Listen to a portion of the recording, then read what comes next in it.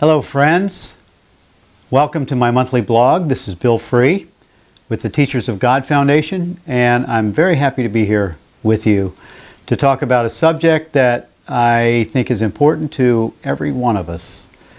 It's about being happy. You know, the Course says that happiness is our inheritance, that happiness is our birthright. And it's just more fun to be happy, right? I mean, it's just, you know, when you're not happy, when you have a situation in your life where your relationship is, is not right, your finances, your health, you're focused on these parts of your life, everyone knows that that's what you focus on. That's what you put your attention to. That's why it's there.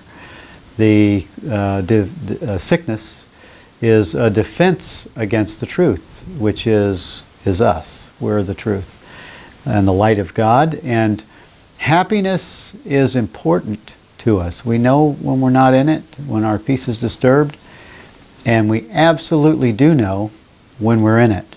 Because when we're in happiness, we experience the peace of God. Others that are around us experience our peace, and we share that with others. When we're experiencing peace, we not only share it with those that are around us, but we also share it with the all of consciousness. So how we feel matters. How we experience ourselves matters to the whole sonship. Today I'm going to talk about how happiness is God's will for us. And, sometimes we have slippage as teachers, as students of A Course in Miracles, or the pointings of Muji, some other non-dual teaching or spiritual teaching. When you're on this path, it's not an easy path. We all know this. And why? Because the path requires that anything that is not true, anything that's not love, anything that's not peace, anything that doesn't feel good, that disturbs your peace, it is required to bubble up, to reveal, to show itself, so that we can clean it up. We clean it up, or when we judge someone else because we're projecting our guilt or shame or anger or fear onto someone else, we feel that. Why? Because we're not separate from what we see. We're not separate from our experience in time and space or out of time and space, because we're one. There's one of us. We're one Christ consciousness in God. And I don't know, what that means on an invisible level, on the cosmos level, but I know that what I speak of is my true experience. When I'm not feeling peaceful, and it's because it happens in a gradual, I'm not alert to a conversation I'm having, or what I've found recently is that when I'm in the midst of chaos, realize that I'm gradually being acclimated to this chaotic experience, and then I find myself in it. I recently visited a family member and had a really great time with this person. It was just awesome, but there was a little bit of chaos in the house, and I found myself engaging in it. I found myself engaging in the chaos, and I didn't realize that I was descending myself into hell. I wasn't alert. It happened gradually, and then pretty soon I was deep in it. And it was I was deep in it. I was in the quicksand. The experience wasn't fun. And so I'm sharing this with you right now, not to share the story, but only really to share the results or the practice. Because the practice is really for all of us. How do we get out of this shit when we're in it? How do we get out of it? And because you think it's true, you think it's real, and but you can also feel that you're not in joy, you're not in peace, and you're definitely not happy. You're definitely not experiencing the peace of God or your natural state of awareness. And you remember that show about 10 years ago that was called Who Wants to Be a Millionaire? It was a great show. I loved it. I watched it often. Who Wants to Be a Millionaire? And it was really a smart show. I mean, they had some really good questions for the participant. First, I think it was 3 of them, and then it narrowed it down to 1, and it was a big prize to win $1 million. And at the end of the question period, they would ask you a question, and if you couldn't answer it yourself, you could ask the audience. You could use your lifeline, which would be a special person, maybe a professor or someone in a part of your life that you knew that would have an answer to this, or you could call a friend, one of those 3. And this game show sort of surfaced for me going through this situation that I was going in, because I found that what was helpful for me was first to go to my lifeline. First, I went to my lifeline, and as I was in this agitated, disturbed experience, I found myself getting quiet and remembering the workbook lesson 125, in quiet, I receive God's Word today. In quiet, I receive God's Word. And so I did that. I sat for hours in a low-lit room, a quiet space, and I just looked for the peace of God. I just found myself trying to just find that quiet space. All the time I'm watching the mind that is making up stories. It's making up stories about the situation that I was in, and it was just busy, and then I would see that, and I would just remember in quiet, I received God's Word today. And that led me to starting to remember that those workbook lessons that are in the 40s, the lower to mid 40s, one of them is God is the light in which I see, 44 I think it is. And another one is God is the strength in which I trust. 44 is God is the light in which I see. And so I started using that also. I started using that mantra, or that idea as a mantra. God is the light in which I see. And so I read the workbook lesson, and it says in where I just landed my eyes just now, it says, today we're going to attempt to reach that light. God is the light in which I see.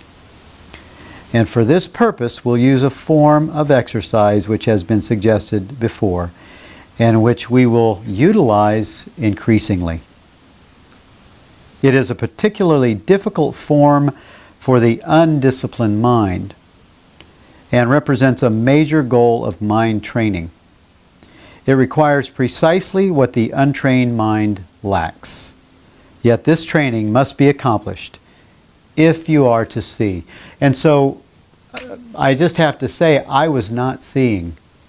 In that moment, I was seeing through a projected form of judgment, of whatever was happening, I was seeing through darkened glasses.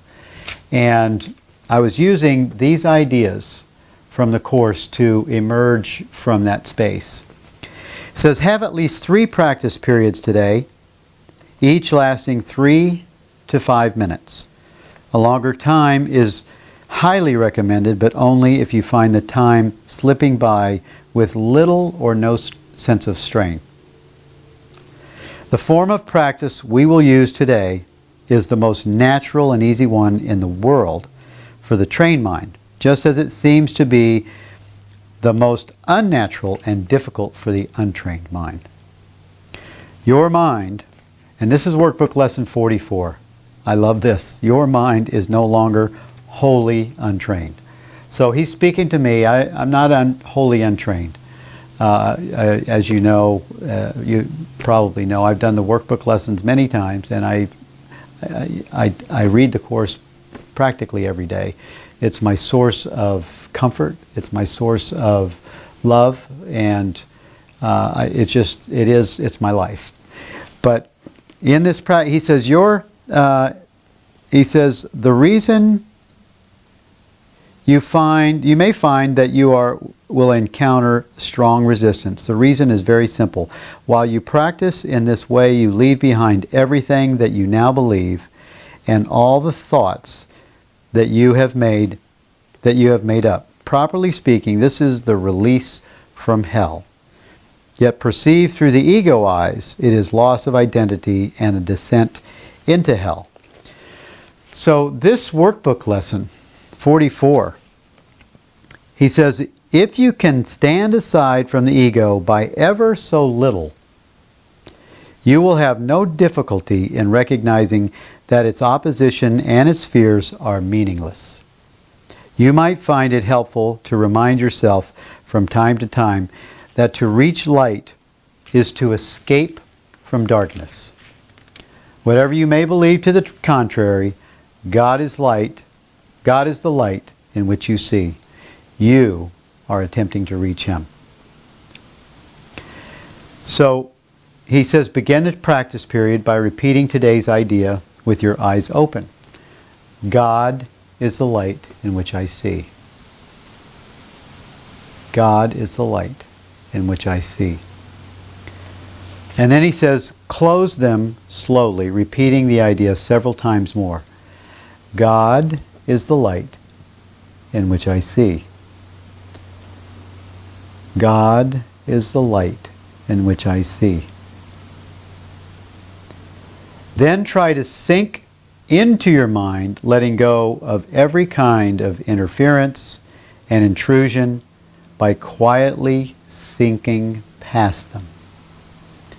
And so in this time, we just sink past even the words, God is the light in which I see, and we sink into awareness. We sink into just being present. And we can keep saying God is the light in which I see, if that is helpful. He says, your mind cannot be stopped in this unless you choose to stop it. So we're choosing to stop the mind from running this tape, from running this story. It says it is merely taking its natural course. Try to observe your passing thoughts without judgment, without involvement, and slip quietly by them. So we all know that this situation, because the mind will start to build a little fact, a little story. Well, that happened, and I wonder why this happened. What about that? And then it'll just build it ever so gradually, and then pretty soon we're building a case for the jury, for the jury of judgment, and then we're in that slippage, and we're right back in hell. So when he says try to observe your passing thoughts without involvement, that's what he means, without involvement. Don't touch them. and slip quietly by them. While no particular approach is advocated for this form of exercise, what is needful is a sense of the importance of what you are doing. So we're placing an importance on this practice. This is important. And this is my release from hell. What is needful is a sense of the importance of what you are doing. So we have to recognize the importance of this exercise because it's our release from hell in the situation. Its inestimable value to you and an awareness that you are attempting something very holy. Salvation is your happiest accomplishment. We're back to the happy meter. We're back to feeling the joy. We're back to being the expression of God's love. And we're back to where we can share it with the world. Share it with our family. Share it with our spouse, our partner. It is also the only one. Salvation is your happiest accomplishment. It is also the only one that has any meaning. Salvation is the only accomplishment that we have, Jesus says, that has any meaning. And we all know this. Because it is the only one that has any real use to you at all. He says if resistance rises in any form, pause long enough to repeat today's idea.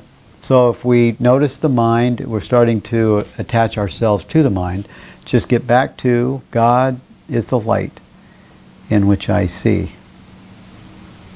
God is the light in which I see. And in my situation, I found true comfort here. I found that I no longer was engaged in the mind. I was really comforted. I was really brought back into alignment from just this one exercise. He says if you are doing the exercises correctly, you should experience some sense of relaxation and even a feeling that you are approaching, if not actually entering, into light. Try to think of light, formless and without limit, as you pass by the thoughts of this world. And do not forget that they cannot hold you to the world unless you give them the power to do so.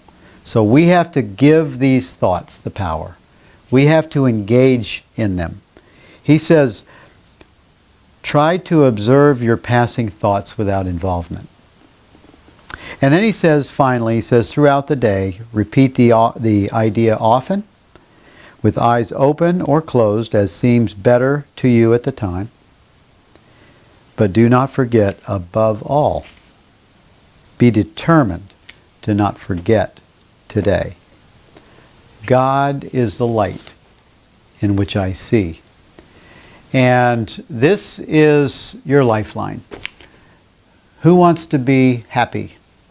You know, the show I referred to, Who Wants to Be a Millionaire, I think was awesome. It was a great show, but really the ultimate want to for all of us is who wants to be happy? It's just more fun. Life is just more fun. So use your lifeline. Use your lifeline to your recognition of the truth, to come back to the memory of what you are, which is perfect happiness and joy and the peace of God. And then, when you get back into alignment, my recommendation for you, my friends, finish reading these workbook lessons 45, 46, and 47. God is the mind in which I think. I also read that one. God is the love in which I forgive. And God is the strength in which I trust. These workbook lessons will bring you back into alignment of the truth. And every single time. And what happened from here, I was led to call a friend, call Course in Miracles friend that really brought me to an exercise of absolute joining, total joy, total peace, remembering the truth, reminding me of the truth, and I was able to find myself right back in alignment within, by the next day, by the very next day. All of it had passed. And also helped me to appreciate the experience that I was having, because this is the Great Awakening. This is the transformation. This is what we signed up for. And sometimes it's not fun. And often it's not easy. And we just have to go through it. So I'm going through this with you, my friends. I'm on this path with you, this journey, this rising up of awareness in this amazing Great Awakening. And we're here to support you, the Teachers of God Foundation, and our mighty companions. I love you, and I thank you for joining me on this video blog. Bye-bye.